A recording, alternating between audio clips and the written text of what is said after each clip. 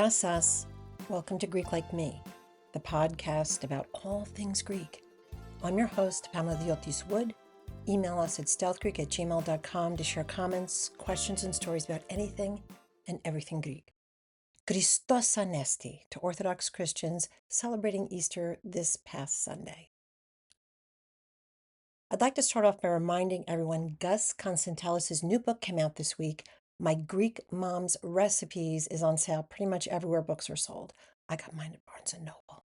It's a beautiful book, full of Greek favorites, and not just the ones showing up regularly in Greek restaurants. There are photos of Gus's mom, Yulia, the family. Greek mom stories introduce each recipe, creating a memoir and cookbook all in one. Check out our interview, Spilling Tea with Gus Konstantelis, from March 12th. You can find him on Instagram, YouTube, TikTok as Constantly Gus. The videos are hilarious. Mazel tov, Gus. Also check out our interview with Angie Xidias and Ramona Pintea on the exhibit #WeAreGreekWarriors at the Hellenic Museum of Michigan, now through May 17th, 2026. Ramona's paintings are spectacular. They capture the spirit and sacrifice of the women warriors of the Greek Revolution. You can get a look at these wonderful works of art on Ramona's Instagram, RamonaPintea_art, and on Angie's Instagram at OneBeanMarketing. We'll link them in the podcast notes. If I stumble over my words a bit more than usual, it's because I barely slept in 2 weeks. 3, 4. Our geriatric lab mix, Athena, who's the best girl, fell down the stairs in March and scared the skadaki out of us. She healed, she's fine.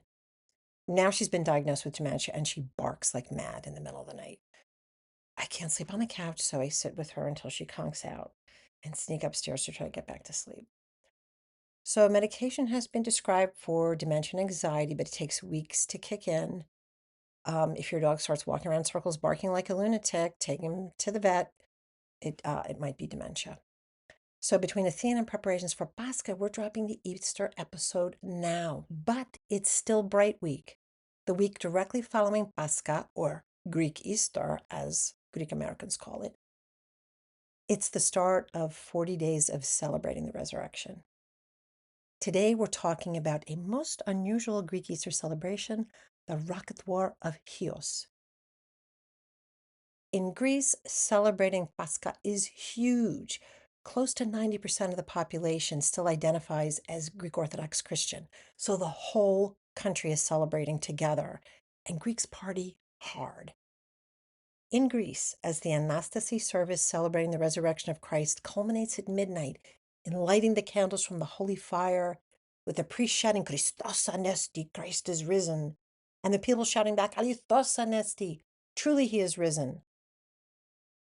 There are fireworks and cherry bombs and other explosions. It is a joyous, loud celebration. And some villages take things a little to the extreme, like Frontados, a seaside village on the eastern side of the island Chios, where every Holy Saturday, 2 rival churches engage in the Rocketopolemos, the Rocket War, literally firing thousands of homemade rockets at each other to mark the resurrection. Tourists from all over, Greece, Turkey, Europe, America, every place, crowd into the village every Holy Week to experience a tradition rooted in the resistance to the Ottoman Empire in the 19th century. A little background. Greece won its freedom in the Greek War of Independence when in 1830 the European powers declared Greece an independent state under their protection, aka control through a newly installed Bavarian monarch. That's its own episode. At that time, the Peloponnesos, central Greece, and some of the Kykladas Islands made up the new Greek state. Over the next several decades, other regions and islands were reclaimed from Ottoman or British authority. The rest were ceded to Greece following the Balkan Wars and the Second World War, as Greek-populated territories were finally reconnected with the rest of Greece. Other territories were lost during these wars or never drawn into the state, and the Greek populations there remain under foreign rule. Chios was reunited with Greece in November of 1912. The origins of the Rocket War go back to 1890, while Chios was still under Ottoman rule. There are multiple origin stories, and all of them are pretty fascinating. Some of the facts overlap, some are different, as expected when histories are handed down through the generations. Someone somewhere must have written down something, but I couldn't find any contemporary writings, at least none translated into English. Those are probably out there too. It was a lot of searching. So if anyone from Chios has something to add, please contact us so we can share with our listeners. The established facts are that the two churches of Rantados have been rivals of a sort for many years, Ayos Marcos and Panagia Erithiani. The churches sit on opposite sides of the village, about 400 meters apart, which is almost a quarter of a mile, facing each other above either side of a ravine that basically bisects the town, dividing the north side from the south all the way down to the sea. Some claim the war began with a daily altercation between school children teaming up according to which church they attended and challenging each other to battles with slingshots and stones. In her book, A Greek Folk Journey, Tarina Armanakis writes that adults later got involved using, quote, firearms and later with guns brought in by seamen from decommissioned ships. She says the Ottomans confiscated everything because they were worried about an insurrection. The Ottoman Empire, in fact, strictly enforced an official ban for hundreds of years against Greeks possessing firearms or even riding horseback. Smuggled firearms did pop up all over the place, so her take is possible. But there are other stories that, to me, seem more plausible. For instance, back in the day, Greek sailors traditionally fired cannons to celebrate the resurrection. Greek merchant and fishing ships were allowed small caliber firearms and, with special permission, cannons to combat piracy, which was pretty rampant in the region. Most residents of the village acknowledged cannons were regularly used to proclaim the resurrection, and as a likely nod to the continuing struggle against the Ottomans. Nicholas Argenti, in his book Remembering Absence, writes, those cannons once represented the live fire of the real conflict raging between the nascent Greek state and the Ottoman Empire. Greek ships with cannons, by the way, were not allowed cannonballs. Cannons were filled with gunpowder so they'd make a loud bang. I don't know if that worked with the pirates, but it was perfect for celebrating a feast day. Still, the Turkish garrison responsible for keeping order in Chios ultimately confiscated the cannons. Chiotis had resisted Ottoman rule before, many times, and had suffered terrible retaliatory massacres, so theirs was a deep-seated resentment. Most of the territory now considered part of Greece, formerly held by the Ottomans, were free by 1890, so Ottomans weren't taking any chances on losing any more territory. When the cannons were confiscated, the villagers began making homemade rockets. Another version of the story, the one I like best, was published in a Time magazine article by Olivier Laurent. The reporter pointed out that during the Ottoman rule, the local Orthodox population wasn't allowed to celebrate Easter. Laurent says the two churches, quote, came up with a cunning plan to keep Turkish authorities away while they celebrated Jesus Christ's resurrection from the dead. They staged a fake war using cannons and fireworks. This tradition, born of religious fervor, continues to this day. In this iteration, the fake battle between the two churches was intended to keep the Ottoman soldiers away. The Turkish garrison avoided the crazy Greeks who seemed to be attacking each other, and the villagers were able to celebrate the holiest of holidays in peace, figuratively. After the cannons were confiscated and fireworks were banned, locals began firing homemade rockets at each other's churches as a diversion so people could peacefully attend church without interference from the Ottoman authorities.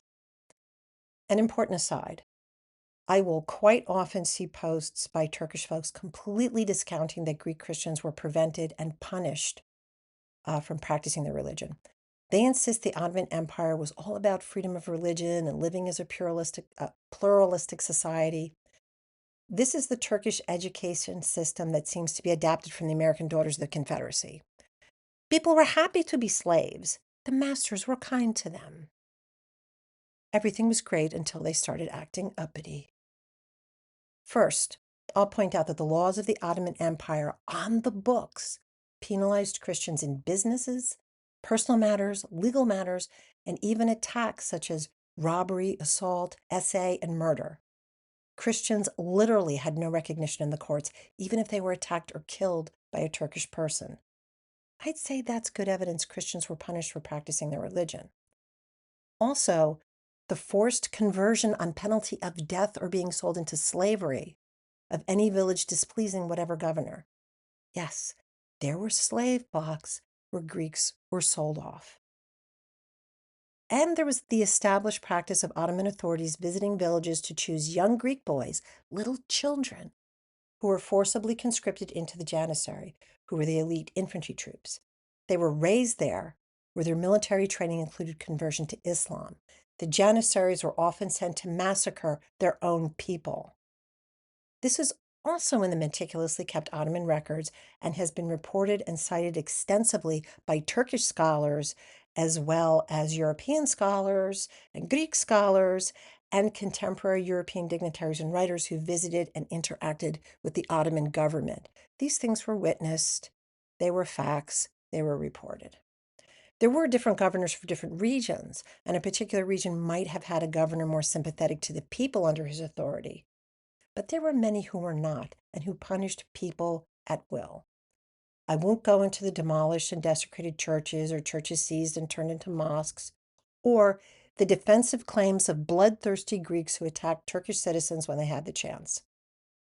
I don't defend any attacks on civilians, but it's comparable to Native Americans attacking random settlements of whites in America, while whites in America killed off or forcibly converted Native Americans by the hundreds of thousands. So don't come at me about how the Ottoman Empire was so kind about allowing other religions to practice and live in peace. Nice theory, but for the most part, refuted by the facts. This aside not only gave me a chance to vent at historical revisionists and apologists, but it also gives us a greater understanding of the mindset, daring, and the subversiveness of the Hyotis who participated in the Rocket War while under Ottoman rule. What they did was dangerous, rebellious, against an occupying enemy that had historically savaged their people. The risks were very real. Another variation of the Rocket War origin story was that the Ottomans had banned the homemade fireworks typical of Greek celebrations on Easter. So the two churches, who would always try to outdo each other in celebratory rowdiness, began using the cannons with the noisy gunpowder. But in 1899 added pebbles into the mix and blew out the windows on both churches, which sounds really dumb. Like, is there some story behind that story? Like, because why? As a result, cannons were banned and homemade rockets made their appearance at the suggestion of the local priest. One story goes, according to NorthAegeanModernHistory.com, after the cannons were confiscated, a local fireworks expert named Korakakis introduced handmade rockets to the village. Argenti says it all started after the Ottoman authorities attempted to diffuse the intensifying rivalry between the two churches.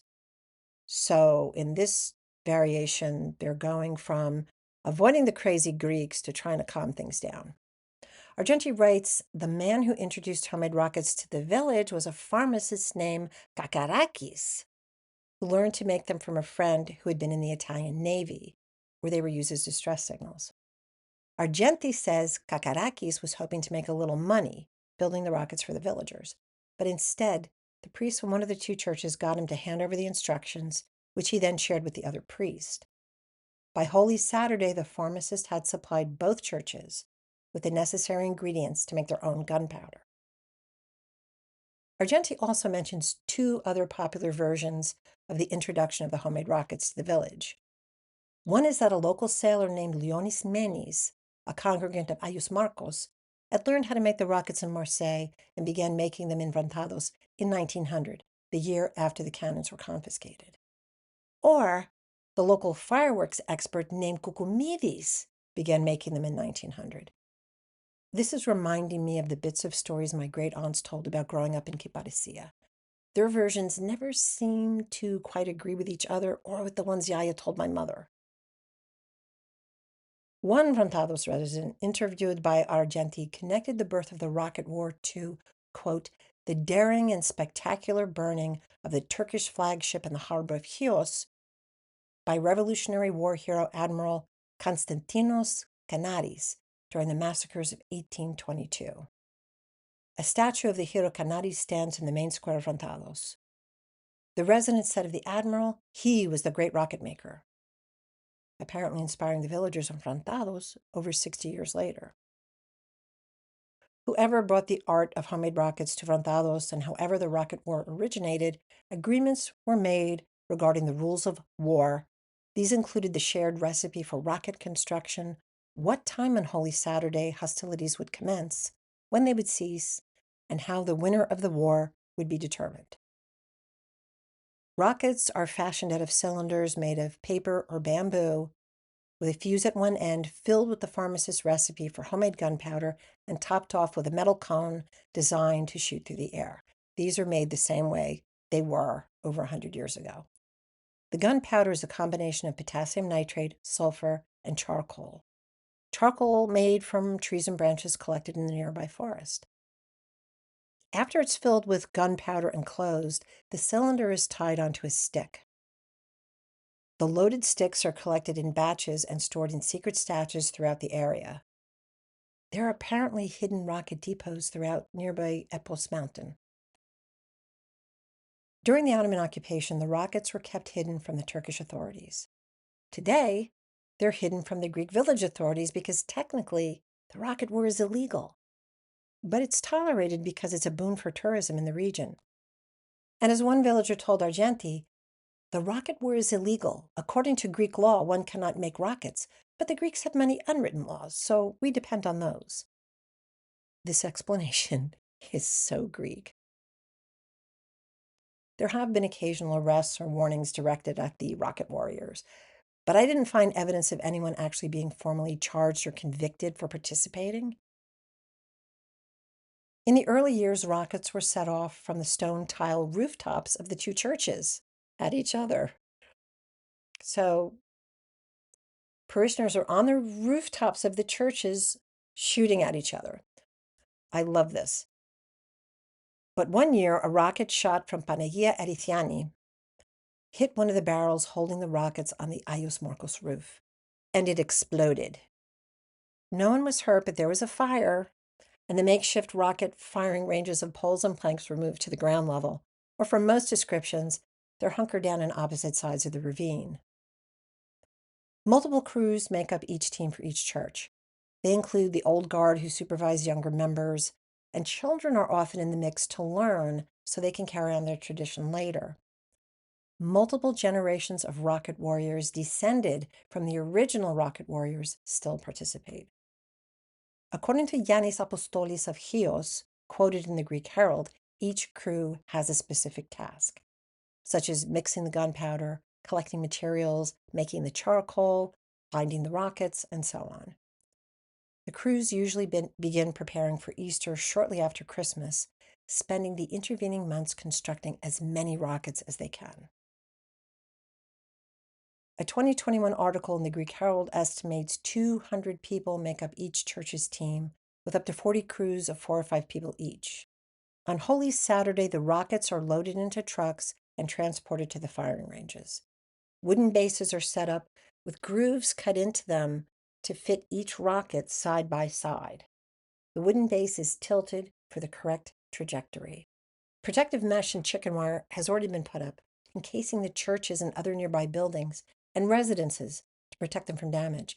This became de rigueur in the 1980s after a rocket crashed through the stained glass window of one of the churches and hit a chandelier.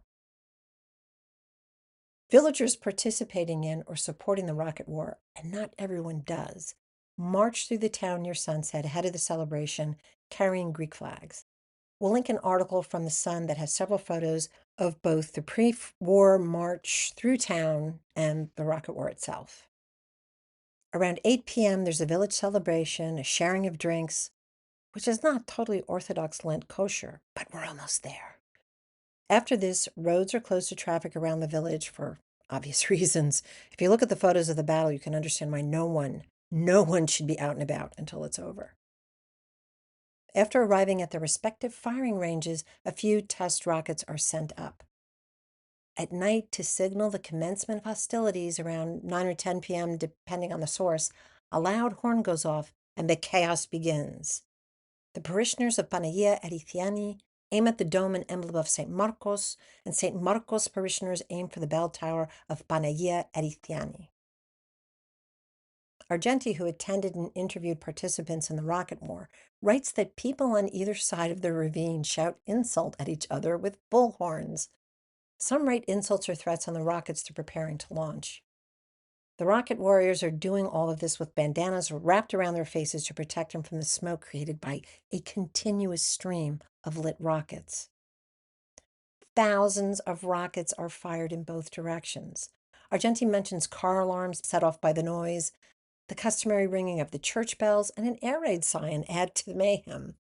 I don't know what the air raid siren is about. I don't know if somebody's setting it off as part of the celebration or what, but more fun. There's a temporary ceasefire around 11:30 p.m. to allow parishioners to enter the two churches for the Anastasi service. I'm betting that's two Greek Orthodox churches whose congregations show up on time because while the service is being conducted, the war resumes. The churches are the targets. You don't want to be standing outside. In one of the videos we're linking, you can hear how loud the explosions of the rockets are as the priests are shouting over them. Churches fill up with smoke from the rockets and the incense. It's pretty wild. The war continues until midnight, when the official celebration of the resurrection begins, and Christos Anesti, the hymn of the resurrection, is sung. This triggers the grand finale, the final prolonged burst of rockets. The next morning, the number of rockets littering the streets around the church is counted in a ceremonial attempt to name the victor of the war. I say ceremonial because tradition is that the final count is never accepted officially, as both churches will claim victory. This results in a challenge to settle the matter during the next Easter celebration, providing justification for resuming the war again the following year. And if you look at those photos, literally the streets are just buried in these spent rockets.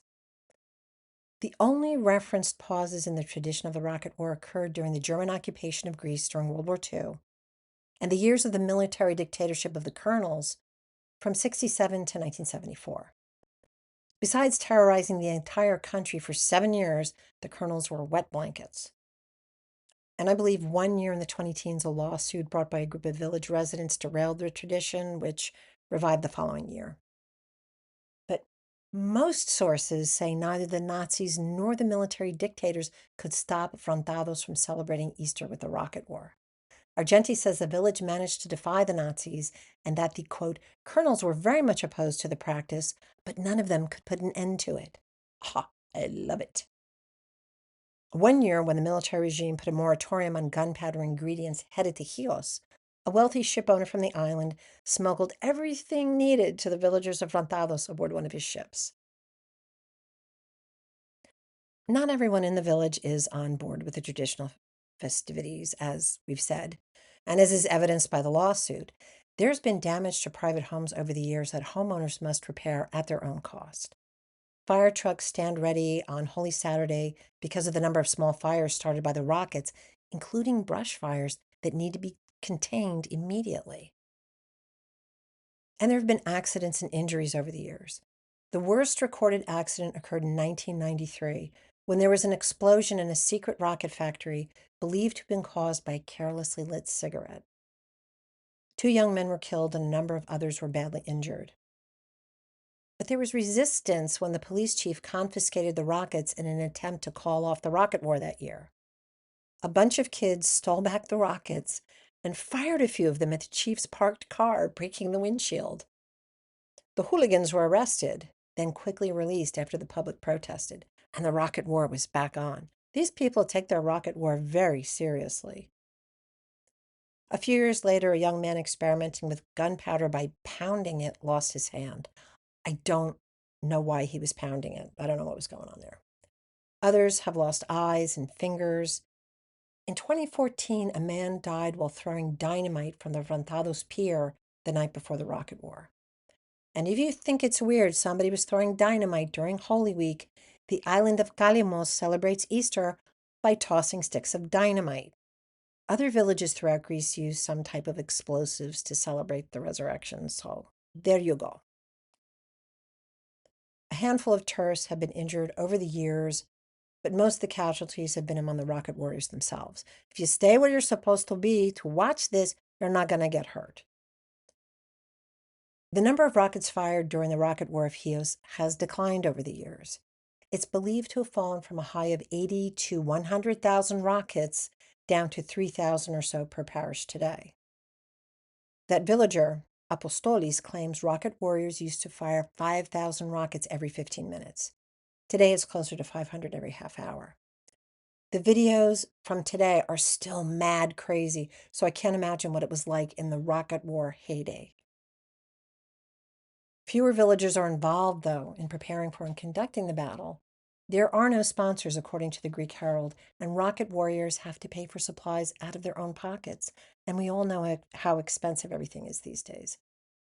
Complaints from residents who've had to repeatedly repair their properties without compensation has also affected the level of participation. There's also an element in the village that worries about the negative impression something as wild as a rocket war at Easter might make on the outside world. They don't want to look bad. Obviously, some of the participants are supercharged by the noise, danger, and excitement. But for many, especially those descended from generations of rocket warriors, the rocket war is a sacred tradition. Argenti claims, quote, the conflagrations of the rocket war throw the Vrantodusi back to the moment of the resurrection of Christ and the rending of the earth and the blinding appearance of the angel of the Lord that St. Matthew described. The Bible verse he's talking about is when Mary Magdalene and the other Mary, which appears to be her name, the other Mary, go to the tomb of Jesus on the day of the resurrection in Matthew chapter 28, verses 2 through 4, which goes, and behold, there was a great earthquake, for an angel of the Lord descended from heaven and came and rolled back the stone from the door and sat on it. His countenance was like lightning, and his clothes were white as snow, and the guards shook for fear of him and became like dead men. But Argenti admits that the villagers, quote, regularly recall the historical origins of the mock war in an act of symbolic resistance to the Ottoman dominion over the island. EpicFireworks.com says the Chios rocket war has become a symbol of unity and resilience for the islanders, reminding them of their ancestors' determination to uphold religious freedoms. And interestingly, Argenti takes it a little bit further, referencing the Palakari, which today is defined as a brave, heroic man, historically one who fought for the Greek independence. Quote, during the Ottoman period, resistance to foreign domination that took the form of guerrilla warfare, shading into quasi-banditry, was built into the identity of the Palekari, the young Orthodox Christian man whose persona was suffused with romantic overtones of independence, self-sufficiency, disdain for tyranny, implacable bravery, and wanderlust. So the rocket war isn't just a bunch of rowdies making noise and breaking things on a holiday. And although the rocket war is hilarious and baffling to outsiders, it's rooted in the Greek fight for freedom and pays annual tribute to the ancestors, the guerrilla fighters, and their brashness in thumbing their noses at the tyrants who had tried to crush them for 400 years but never could. It's the stubbornness of clinging to tradition and respect for those who will never submit. And it is a glorious celebration of the resurrection of Christ. Even as some of the village of Rontados push to end the Rocket War of Pascha, many are determined to continue the tradition started by their forefathers over 130 years ago. Tourists who flock to the town during the holiday keep money coming into the village coffers. If one were to visit Rontados during the Rocket War, locals say the best viewing is Epos Mountain, overlooking Rontados from the northwest side. It's a safe distance away, but offers a full view of the combatants. Mad respect to a wild tradition that harkens back to the resistance and the coming of the Lord. Christos Anesti. We'll link, as we said, a few videos in the episode notes so listeners can see what all that looks like. And photographer George Tatakis documented the Rocket War, and a look behind the scenes on his blog at tatakis.com. We'll link it as well. Thanks for listening. Greek Like Me is a Stealth Greek production. This episode was researched, written, and narrated by me, Pamela Diotis Wood. Our producer, photographer, and post-production editor is Douglas Chuck. Visit our website at stealthgreek.com for resources, photos, links, and more. Rate, like, and subscribe, please. It helps us keep making content about Greeks and Greek culture. Greek Like Me is getting its act together on YouTube, Facebook, or on Instagram at Greek_like_me. See you next time. Yasas, ke Christos Anesti.